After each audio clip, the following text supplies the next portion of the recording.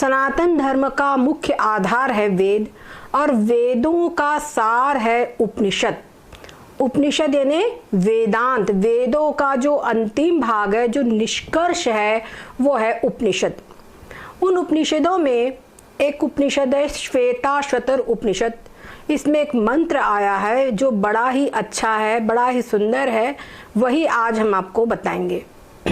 इसमें आया है तिलेषु तैलं दधनीव सर्पिर अपस्तोत्रं स्वर्णीषु चाग्नि एवमात्मात्मनि गृह्यते सौ सत्येनैनं तपसा योऽनुपश्यति। कहते हैं बैटरी लो। एक प्रश्न खड़ा है, यहाँ एक प्रश्न खड़ा होता है कि सब कोई कहते हैं कि संसार में भगवान कण कण में विराजमान हैं, सब कहीं हैं, लेकिन दिखाई तो नहीं देता है। तो दिखाई नहीं देता है ये बात ठीक है, परंतु आपसे प्रश्न पूछते हैं कि सब कोई सुनते ना, तिलों में तेल होता है, अरनियों में अग्नि होती है, पर क्या वो दिखाई देती है? तिल जो होते हैं उनमें तेल होता है, पर तेल ऐसे हम तिल देखेंगे तो उसमें कहीं तेल नहीं दिखेगा, पर उसकी एक विधि है। जा कर के आप उसका जो कोलू है उसके अंदर में तेलों को डाल दो और जब तिले डालेंगे तो उसमें से तेल निकल आएगा और जो उसकी खली है वो अलग हो जाएगी। तो क्या है, एक विधि है, तो तिलों में तेल दिख जाएगा। उसी प्रकार से जो अरणी है ना, लकड़ी, लकड़ी के अंदर में अग्नि होती है, से लकड़ी में अग्नि होती है, पर लकड़ी में अग्नि क्या दिखाई पड़ती है? और अग्नि तत्व सब कहीं व्याप्त है। अग्नि के अंदर में, लकड़ी में अग्नि नहीं दिखाई पड़ती, लेकिन लकड़ियों को परस्पर में टकराओ तो लकड़ी दिखाई देती है। और विशेष करके जो यज्ञ होता है तो यज्ञ में चंदन की लकड़ियों का प्रयोग किया जाता है। एक लकड़ी को नीचे उसकी अरणी के ऊपर रखा जाता है और वहां पर एक विशेष प्रकार से बहुत तेज घर्षण किया जाता है, तो नीचे वाली लकड़ी वहां पे गोला सा बना रहता है और जो उसका घर्षण करते हैं तो वहां पे अग्नि प्रकट हो जाती है। इसी अग्नि से यज्ञ किया जाता है। तो स्वर्णीषु लकड़ी, तो कहते हैं जैसे तिलों में तेल है लेकिन वो दिखाई नहीं देता। अग्नि में, लकड़ी में अग्नि है पर वो दिखाई नहीं देती, पर कुछ विशेष प्रक्रियाओं के द्वारा वो प्रकट हो जाती है। उसी प्रकार से भगवान भी क्या है, हरिव्यापक सर्वत्र समाना, वो सब कहीं समाप्त है, लेकिन उनके भी प्रकट होने की कोई विधि है। उनकी विधि क्या है? प्रेम ते प्रकट होई मैं जाना, प्रेम से वो प्रकट होते हैं। एक बार राजा अकबर ने बीरबल से कहा कि बीरबल, मैंने सुना है कि तुम्हारे हिंदू के अनुसार भगवान सब कहीं व्याप्त है, लेकिन भगवान दिखाई तो नहीं पड़ता, अब मेरे को भगवान दिखाओ। बीरबल बड़े परेशान कि अब इनको मैं भगवान कैसे दिखाऊं। तो बीरबल बड़े उदास रहे। तो बीरबल की एक बेटी थी, उसने बोला पिताजी क्या बात है, बड़े चिंतित दिखाई दे रहे हैं। बोले बेटा तू बच्ची है, तेरे को क्या बताऊं। तो नहीं पिताजी बताइए। बच्ची थी, जिद पर अड़ गई, आखिर बीरबल को बताना पड़ा। तो बोले अरे पिताजी इतनी सी बात है, मेरे को राजा के दरबार में ले चलिए, मैं राजा के प्रश्न का उत्तर दूंगी। अच्छा ये बात है। अब वो जिद पे अड़ गई दरबार जाने के लिए, तो बीरबल को ले जाना पड़ा। वो ले गई तो जाते ही दरबार के अंदर में बच्ची थी, रोने लगी। फिर उनके अब उन्होंने कहा क्या बात है भाई, क्यों रो रही है, बच्ची है। तो बोले मेरे को भूख लगी है। तो बोले क्या खाओगी? नहीं मेरे को दूध चाहिए है। अच्छा तो भाई इनके लिए दूध लाओ। एक बढ़िया सुंदर से कटोरे में बच्ची के लिए दूध आ गया। बच्ची उसको दूध पीना नहीं शुरू किया, उसके अंदर में उंगली डाल करके ऐसे ऐसे चलाने लगी जैसे कुछ खोज रही है। बोले क्या कर रही हो भाई? बच्ची को बोले तुम दूध पियो, क्या बात है, क्या देख रही हो उसमें, क्या ढूंढ रही हो? तो बोले महाराज मैंने सुना है कि दूध में मक्खन होता है, तो मक्खन मैं मक्खन ही खोज रही हूँ। तो बोले अरे मक्खन होता है, पर मक्खन कोई ऐसे थोड़ी मिल जाता है, मक्खन को आपको पहले दूध को गर्म किया जाता है, उसके बाद उसका दही जमाया जाता है, फिर दही को बिलोया जाता है और बिलोने के बाद में तब कहीं मक्खन ऊपर आता है। ऐसी प्रक्रिया से दही मक्खन मिलता है, ऐसे दूध में थोड़े ही मक्खन मिल जाएगा।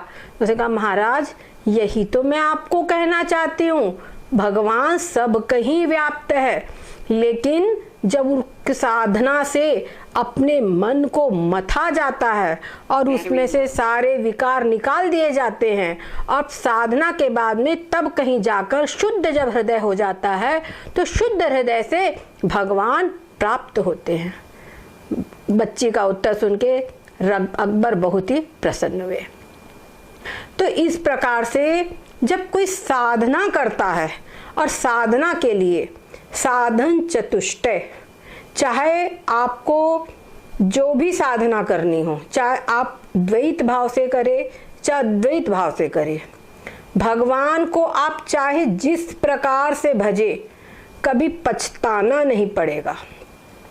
हाँ, एक है कि साधकों की डिग्री होती है, उनका स्तर होता है, और जैसे छोटे बच्चे उनका एक स्तर होता है, कोई किंडरगार्टन का बच्चा होता है, कोई एमए पीएचडी का होता है, उसी प्रकार से साधकों की भी कैटेगरी होती है। कोई समझो किंडरगार्टन के हैं तो उनको कुछ भी नहीं समझता, भगवान है कि नहीं, भगवान पे विश्वास भी नहीं होता। कई बच्चे ऐसे होते हैं जो भगवान के ऊपर उनको पूरा विश्वास भी नहीं होता, तो उनके कहते देखो तुम्हारी परीक्षा है ना, परीक्षा के समय भगवान की पूजा करो, चलो इतना ही कर लो कि तुम्हारा मन शांत हो जाएगा। कुछ इसी प्रकार से बच्चों को धीरे धीरे आगे बढ़ाया जाता है। तो जैसे बच्चों को आगे बढ़ाया जाता है वैसे साधकों को भी आगे बढ़ाया जाता है। जो साधक है अभी वो भगवान के अंदर में बिल्कुल नहीं लगते हैं, उनके मन में भगवान है ये बात जरूर है, लेकिन भगवान के प्रति एक विशेष रूप से निष्ठा होना वो चीज नहीं है। तो उनको कहा जाता है कि अरे भाई तुम भगवान की पूजा पाठ करो, भगवान की भक्ति करो, साधना करो, नहीं कुछ हो सकता है तुम सकाम भाव से करो, नहीं हो सकता है तो सकाम भाव से करो, चलो यही सही। और जब कोई सकाम भाव से करता है तो उसको धीरे से बताया जाता है कि सकाम भाव से पूजा पाठ करने पर तुमको क्या मिलेगा, इस लोक के ही तो सब चीज मिलेंगे और ये सब कुछ तो नष्ट होने वाले हैं, क्षणभंगुर है, तो इसीलिए निष्काम भाव से करो। अरे भगवान तो सबकी जानते हैं, भूत भविष्य, उनसे ज्यादा क्या हम सोच सकेंगे। तो उसके दिमाग में धीरे से बात आती है और वो भगवान का निष्काम साधक बन जाता है। और जब निष्काम साधक बन जाता है तो धीरे धीरे निष्काम कर्म योग को वो अपना लेता है, अपने जो व्यवहारिक जो कर्तव्य है उनको पूर्ण करता है और निष्काम भाव से। तो जब निष्काम भाव से करता है तो करते करते धीरे धीरे उसका अंतःकरण शुद्ध हो जाता है और उसके अंदर में विवेक, वैराग्य, खट संपत्ति और मुमुक्षुता ये उत्पन्न होते हैं। उसके मन में ब्रह्म जिज्ञासा उत्पन्न होती है कि मैं कौन हूँ, ये संसार क्या है, संसार का क्या स्वरूप है, परमात्मा का क्या स्वरूप है। इस प्रकार उसके मन में प्रश्न खड़े होते हैं और फिर वो धीरे धीरे इन प्रश्नों की खोज के लिए किसी श्रोत्रिय ब्रह्मनिष्ठ महापुरुष के पास जाता है। वास्तव में ये आप विचार कीजिए कि कोई संसार में ही अगर कठिन पथ हो तो वहां पर भी कोई मार्गदर्शक होना चाहिए। अगर मार्गदर्शक हो तो आसानी से अपने लक्ष्य की प्राप्ति की जा सकती है, और नहीं तो भटक सकता है, कुछ भी हो सकता है। उसी प्रकार से जब संसार के वस्तु तो दिखाई पड़ती है, संसार के मार्ग तो दिखाई पड़ते हैं, पर जो अध्यात्म पथ है, यहाँ तो कहते छूरस्य धारा, ये इसको छुरे की धार समान माना गया है। तो तलवार की धार पर चलना कितना कठिन है, छुरे की धार के ऊपर चलना कितना कठिन है। तो ऐसी जो धारा है इसके ऊपर चलने के लिए किसी सद्गुरु का सानिध्य, सद्गुरु का मार्गदर्शन होना अत्यंत आवश्यक है। जब हमको सद्गुरु का सानिध्य प्राप्त होता है तब हमको ये विधि मालूम होती है कि कैसे हम अपने मन को मथे, कैसे हम साधना करें। जो अवांग मनस गोचर तत्व है, जो आंखों से दिखाई नहीं देता, कानों से सुनाई नहीं देता, और जिसको मन से भी जिसका चिंतन नहीं किया जा सकता, ऐसा अचिंत्य तत्व है, उसका साक्षात्कार करो। श्रुति ये बात कहती है तो उसको कैसे करे, तो विरोधाभास दिखाई पड़ता है। एक तरफ कहते वो आंखों से दिखाई नहीं पड़ता, दूसरी तरफ कहते उसका साक्षात्कार करो। तो ये कैसी बात है, कैसे उस तत्व को हम जाने, कैसे उसको समझे। ये समझने के लिए किसी श्रोत्रिय ब्रह्मनिष्ठ महापुरुष की शरण में हमको जाना पड़ेगा।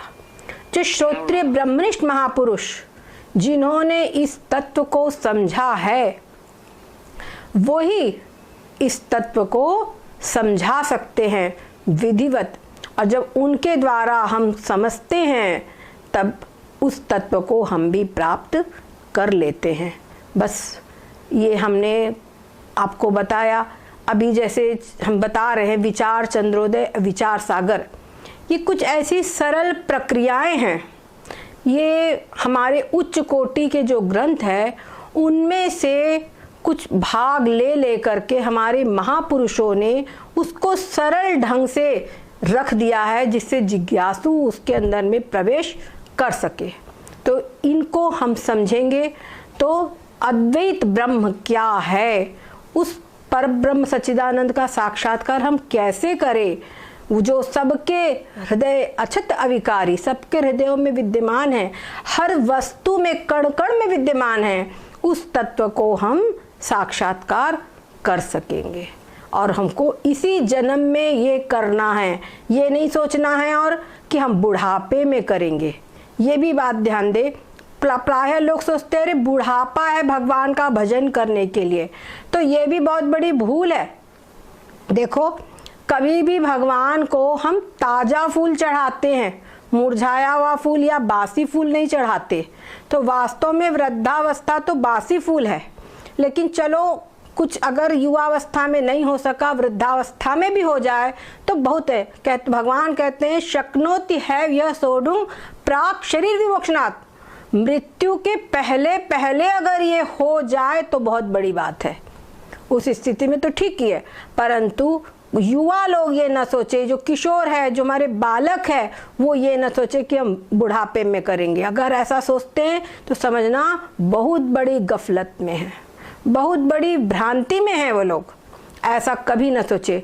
जैसे हमारी बुद्धि है, क्या होता है बुढ़ा, देखो हमेशा आज युवाओं की आप बुद्धि जरा देखो तो युवाओं के अंदर में एक मानसिकता रहती है कि हम बुढ़ापा जब हमारा आ जाएगा तो हम कमा नहीं पाएंगे, तो अभी खूब पैसा हम जमा कर लें और उसको रख लें, और तो क्या होगा बुढ़ापे में हम जब काम नहीं कर सकेंगे तो वो पैसा हमारे काम आ जाएगा।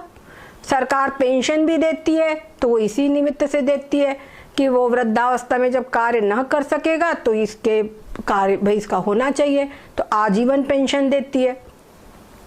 तो जिस प्रकार से हम इस व्यवहारिक जीवन के लिए, शरीर के लिए विचार करते हैं कि वृद्धावस्था में हम कैसे करेंगे, क्योंकि वृद्धावस्था में शरीर काम नहीं करेगा।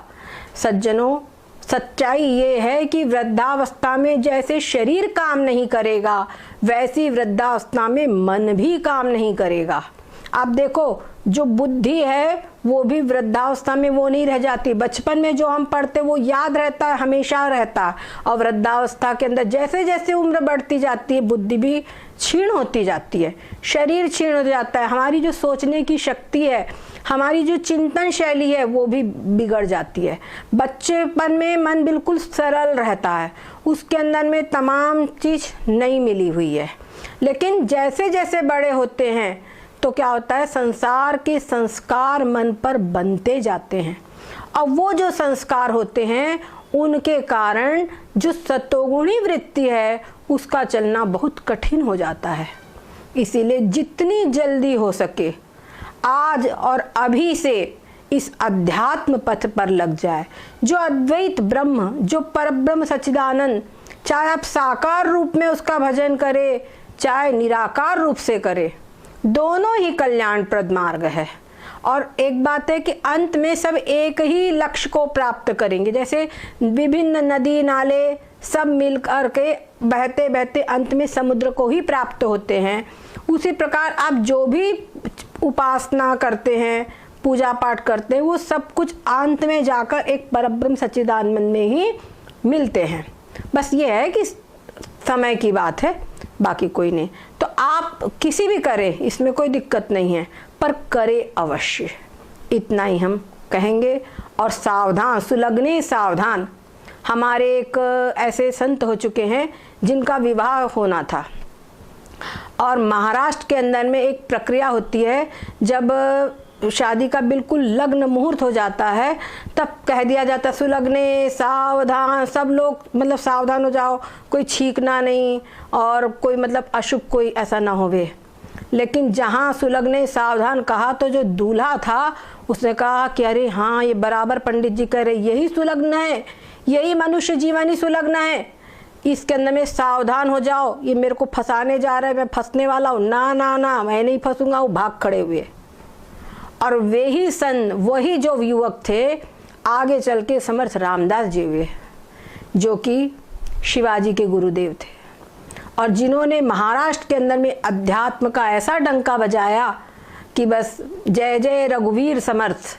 तो ऐसे ही आप सब लोग समझे, सुलग्ने सावधान। ये मनुष्य जीवन जब हमने प्राप्त किया है, ये और ये अभी ही ये सुलग्न है, ये अच्छा लगना है, सबसे अच्छा मुहूर्त यही है, सबसे अच्छा समय यही है। इस समय पर परमात्मा में लग जाए। सद्गुरुदेव भगवान की जय हो, सच्चिदानंद भगवान की जय हो। हरिओम।